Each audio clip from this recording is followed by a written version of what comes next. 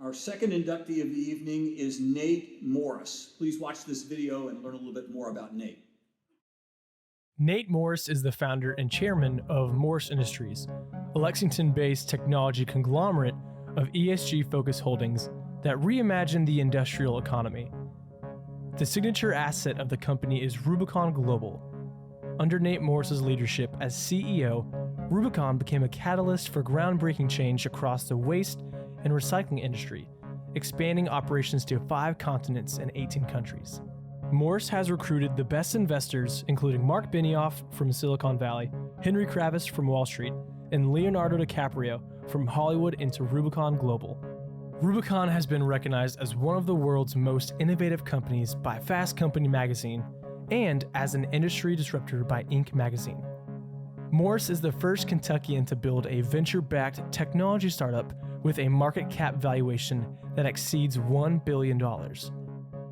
Nate is the first Fortune 40 Under 40 winner from Kentucky, the first World Economic Forum Young Global Leader from Kentucky, an outstanding young American by the United States Junior Chamber of Commerce, and the youngest inductee ever to the Kentucky Entrepreneurial Hall of Fame. A 9th-generation Kentuckian, Morris was raised by a single mother in a union household.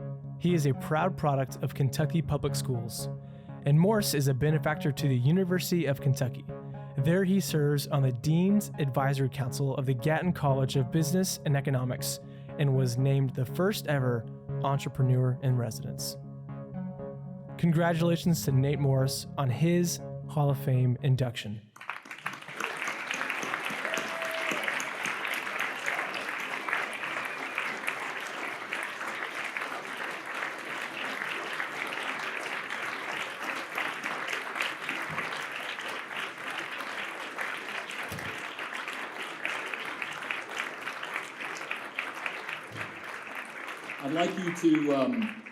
I'd like you to welcome Jane Mosbacher Morris, Nate's wife. She is the founder and CEO of To The Market, a company that connects businesses and consumers to ethically make products from around the world. Previously, she was the director of humanitarian action for the McCain Institute for International Leadership, the U.S. Department of State's Bureau of Counterterrorism, and served in the Secretary's Office of Global Women's Issues. Please join me in welcoming Jane to the stage to introduce her husband.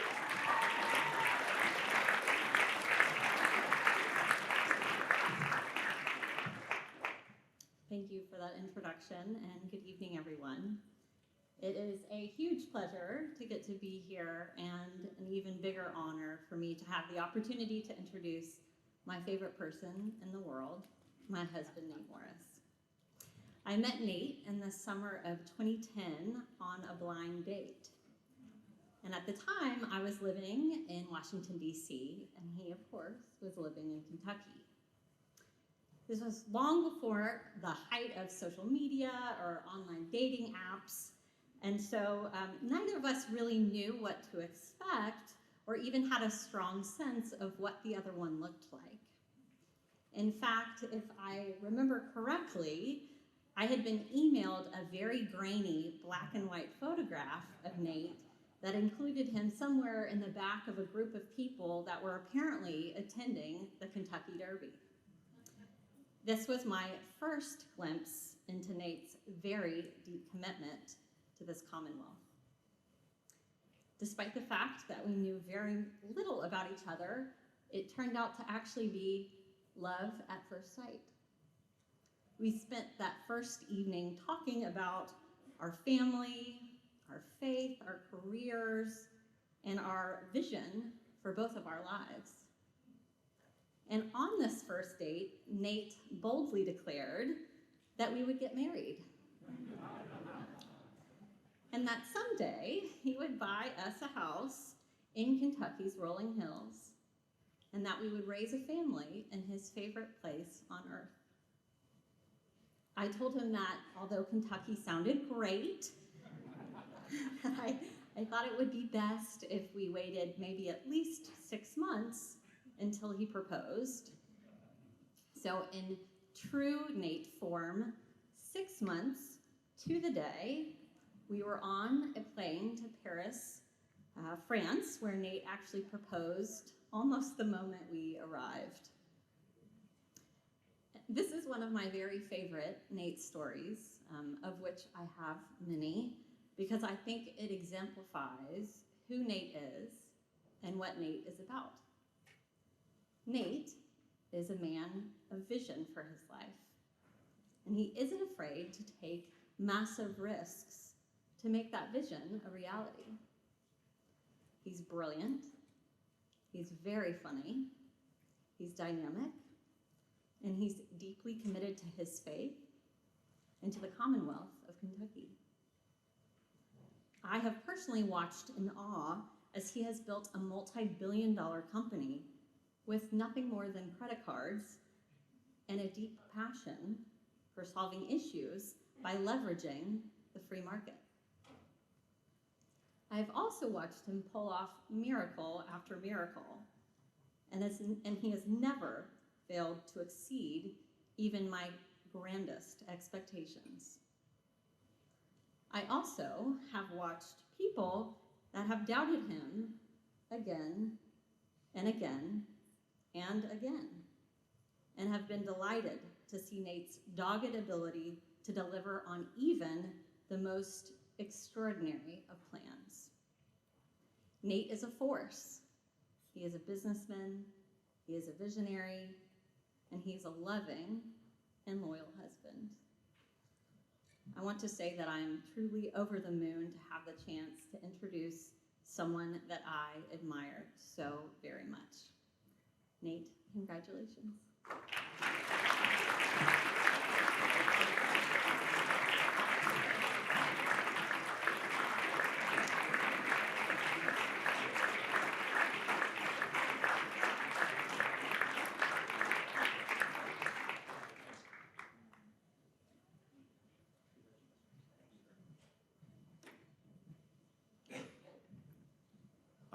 I truly feel like the luckiest person in the world right now. And Jane, thank you so much for all you've sacrificed to make this night happen, and for all your support and all the encouragement and inspiration that you've given me as we've been building Rubicon over the last decade. And I look out tonight and I see so many of the people that I admired and looked up to since I was a kid. I had a chance to chat with Governor Brown before the evening started, and as a kid, he was everything to me. And I can't believe to be on a list with so many of these incredible entrepreneurs like him and others. And I think those, as well, those inductees that believed in us from the very beginning, Bruce Lunsford, Chris Sullivan, Bill Gatton, thank you all so much. And thank you to Brian as well for creating this incredible body of folks and this brain trust that I believe is transforming our Commonwealth through assembling the best and brightest and grooming the next generation of leaders and helping to transform our state. You know, I wouldn't be here tonight if it wasn't, first and foremost, for my mother. And a great Kentuckian once said, "For all that I am or ever hope to be, I owe to my angel mother." Abraham Lincoln said that, and that remains true for me. And so I'm so grateful to her and her sacrifice. She was a single mother, and like all single mothers, we had our ups and downs, we had challenges, but she instilled in me a vision for the future and a hope for what life could be, and a hope for the promise of what was in store. If you work hard, you do the right things, you show up on time, and you have good character. I've tried to live up to those things that she taught me, and I'm just so grateful for the sacrifice and all the hard work and all the things that she gave up to make this possible. To my grandfather, who's here tonight as well, I'm very proud that I come from a union home, and the union taught me a lot as an entrepreneur. It taught me to treat people right, to treat working people and working families right. And he used to tell me, he said, "Look, son," he said, "there is no reason for a union if companies do the right thing." And as we were starting Rubicon, one of the first things that we did was we said, look, we are not going to charge any of the folks here at Rubicon. We're not going to make them pay for any of their health insurance. We give it to them. And that all came from him and the values that he taught me from growing up in a union household. So I'm so grateful for that.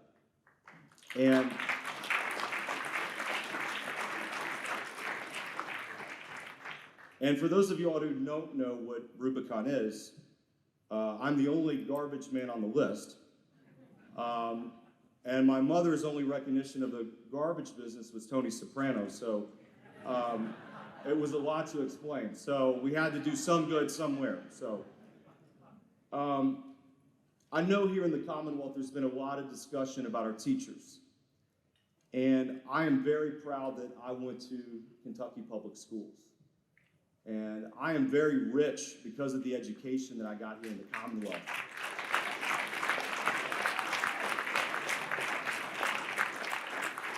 And there's someone here tonight, my elementary school principal, Charlene Bush. Please stand up.